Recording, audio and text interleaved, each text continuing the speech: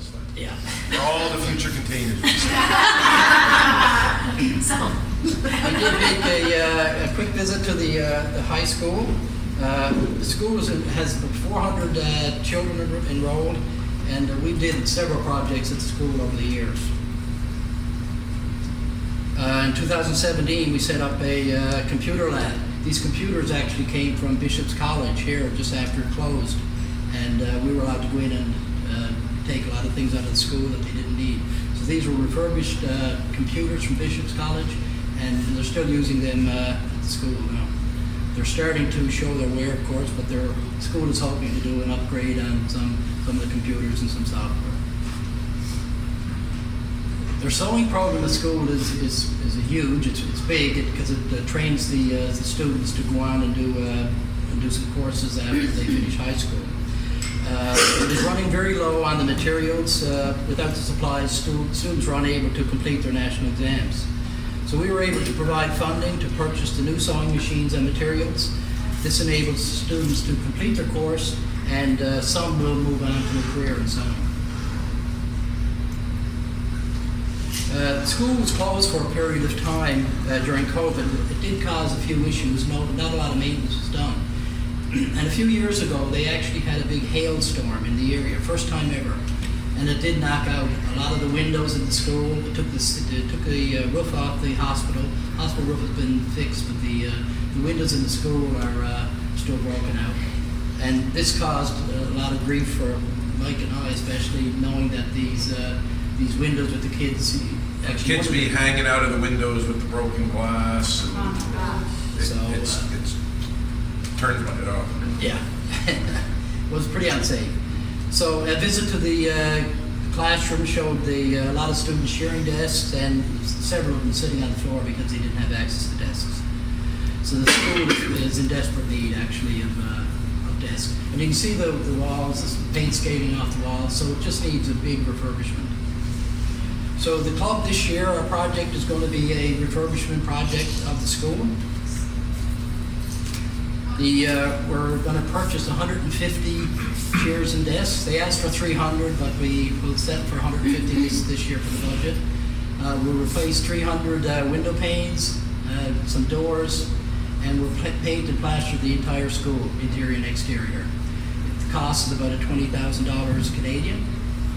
Our Rotary Club is going to supply $15,000. Our budget was $7,500 last year for this project. The board approved another $7,500. Thanks very much to the board for that. We applied for a district grant of $3,500. Unfortunately, or fortunately, they had a lot of people apply, a lot of clubs apply for the grant. We came back with $1,700 for the district grant.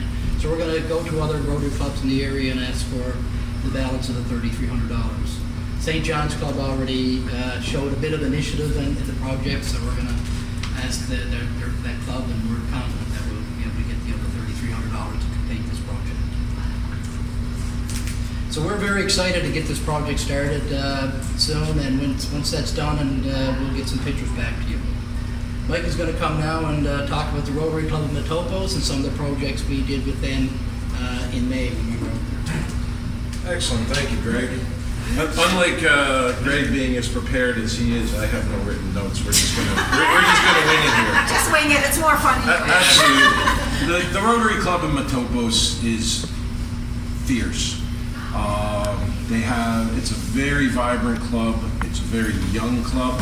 They do have some more experienced Rotarians to be able to guide them along, but it is very focused on youth. I would say most of the members are in the 20 to 30 year old range, so you are getting some very top quality people that are joining.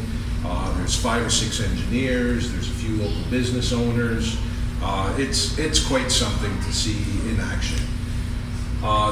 They were chartered in 1986. They meet Tuesdays at 5:30 p.m. for supper.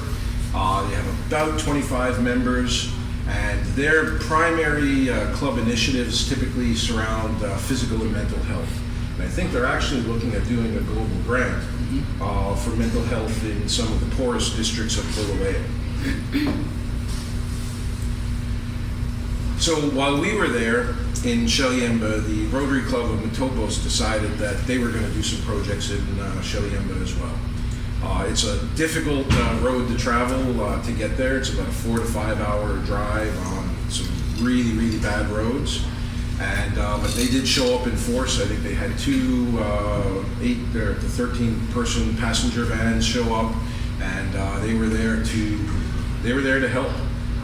They did run an eye clinic. They brought how many clinicians? One optometrist and 3 or 4 or 5 clinicians. They ran eye tests. They prescribed, or they gave out glasses. They gave out some medicine for people who have some degenerative eye disease issues. And it was really well attended. As you can see right there, that's people lined up to do to get in to see an exam or to see a doctor. They waited in 35-degree weather all day long. And in fact, it was so successful they had to turn people away. So they actually came back 3 or 4 days later on the weekend in order to finish. Anybody who wanted to get an exam was able to get an exam and see the doctor. Tree planting. One of the other things that the club in Matopos helped us with was planting, how many trees, Greg? 200. Over 200 fruit trees. So now that there's irrigation in the hospital gardens, and they do have access to water, they can start branching out from, it's typically, as you saw earlier, it's lettuces and tomatoes and things like that. So one of the things they wanted to do was get into being able to produce fruit as well, because the fruit can be not only used by the patients, it's very nutritious for the expectant mothers, and they can also sell it in order to generate some funds.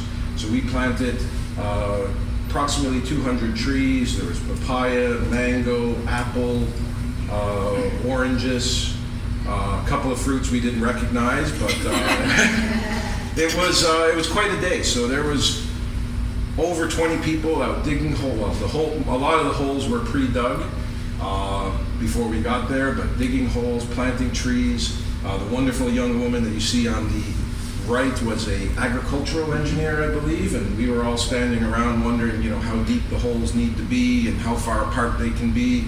And she swooped in and took over and told everybody what to do for the day. It was fantastic. So it was a day of hard labor, but it was also very rewarding. Some of the trees, I think there was another 100 trees that went to the school, so the school as well could have some fruit trees to serve the students and also the staff. Painting of the washrooms for the awaiting mothers. There's some pretty hard conditions over there. I had a couple pictures in here. I don't know if I took them out of where the expectant mothers prepare their meals. They have to prepare their own meals. 9.5 months pregnant or 9 months pregnant, and making your own meal over open fire. And I did take pictures of it. It's pretty heartbreaking to see. The washroom facilities that they have access to are very lacking.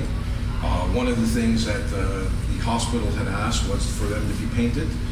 So I think it was the Rotaract Club did the painting. The Rotaract Club from Matopos came in, and they spent the day inside these buildings, and it was pretty, you can see everybody with masks on because the paint that they were using wasn't picked up at Home Depot. It was some pretty heavy-duty industrial paint, and it was hard to stay in there more than 5 or 10 minutes at a time.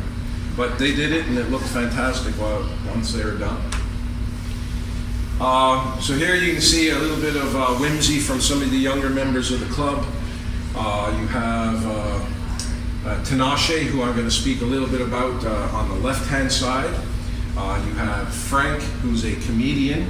Believe it or not, he's got an Instagram account. I can send it out to some of you guys.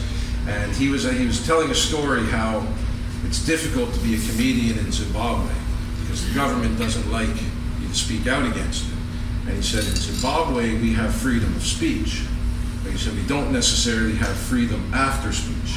And there was actually one night after one of his shows, he was picked up by some government people, brought to a warehouse, made to sit there for over 12 hours reciting government slogans.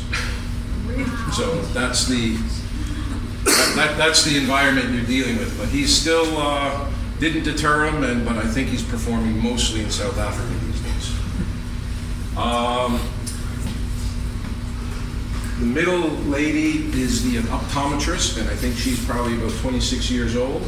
And do we have, I can't remember the other names, Greg, can you? No. So, as you saw before, this is the beach. And everybody wanted to go to the beach. When they heard there was a beach, they wanted to go. And we walked it's about a 2-kilometer walk to get to the beach. When they got to the beach, they were wondering, where's the water? And it's exactly what we said when we first saw it. So it's fantastic to play beach volleyball, but don't expect to wash your hair.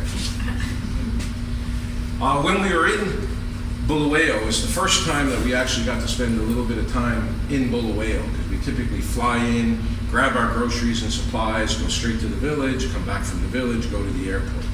So the Rotary Club said this time, no, you come spend a few days with us in Bulawayo. And they toured us around to some of their projects that they do. They toured us around to some of the areas where they're trying to do a global grant focused on mental health and addictions and trying to break that cycle. They had a reception for us at the Bulawayo Lawn Bowling Club. And it was fantastic. They had a bunch of barbecue set up. I think they probably had, there was definitely over 25 members there, so I'm sure they brought friends and family and Rotaract members. And it was really quite something. They're always happy to have us when we go. They pick us up at the airports, they provide drives. So they really are our partners in the entire thing, and it would be difficult to do without having those people on the ground. Again, us enjoying our barbecue. I said earlier I was going to talk a little bit about Tinashe. Tinashe he's a member of the Rotary Club of Matopos. Yeah, he's been in the club about a year, I believe. And he's a young man who actually came from the village. And he was raised in the village, I guess. He left when he was in his late teens. He's successful. He's an engineer, mechanical engineer, and runs a, what do you call it, speaking, teaches people to speak and do presentations, and something I could probably use a little bit of help. But he was actually pretty heartbroken when we were walking around the school. We went over to do a tour of the school, and he tagged along. He stayed a couple extra days. When all the other Rotarians left, he said, I want to stay a few days. And toured around to some of the projects, went to the school, and he was pretty heartbroken because he's probably not been to that school in about 10 years. And I think he was expecting to see things better than when he went there. And what he actually saw was things worse. More broken windows, less access to water, more problem retaining staff. And he came to us and basically said, guys, I want to help. He said, he's not working right now. Well, he works, he has his own business, doing consulting and things like that. But he says, I want to move to the village. I want to spend some time there, and I want to help you guys out. We thought it was a great idea. He's not getting paid. They are paying some of his expenses for him to travel back and forth and things like that. But he's made a really big difference because he's from there. He knows the people. He knows the system. He knows the people at the hospital. He knows the nurses. He knows the teachers. And it's made a really big difference for us to be able to track what's going on when we're not there, because it's hard to fly in one time and then you're gone for 2 years, and you're depending on a bit of a bureaucratic machine with the Salvation Army. They're wonderful people, but you hear what they want you to hear rather than what is actually going on. He did send, just a couple of days ago, he sent a video to us. I think that's it. Okay, so that's our final slide. That's all of us having a wonderful time after a hard day of planting fruit trees. But Tinashe did send a video to us.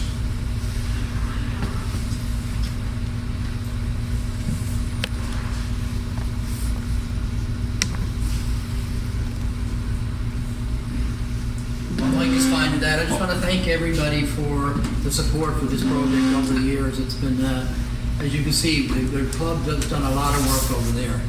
And it's Adopt a Village, and we really adopted this village, and I appreciate everything, all the support that you've given us over the years. Now I just need to figure out how to get it onto the other screen. Oh, you got it? Keep dragging. Keep going. Is it almost there? Yeah. Look at that, we have the technology. There you go. All right, there's only a couple of minutes. I'm gonna let it play and I'll get out of the way.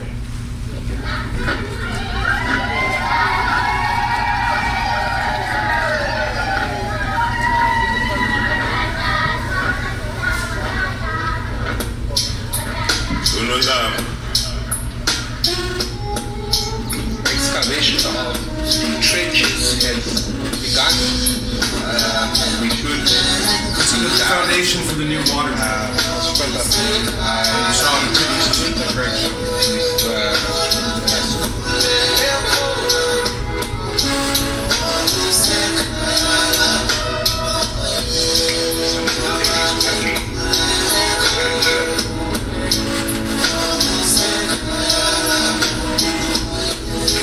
Okay, so for our cleanup campaign, this is really exposing the paper, incinerating.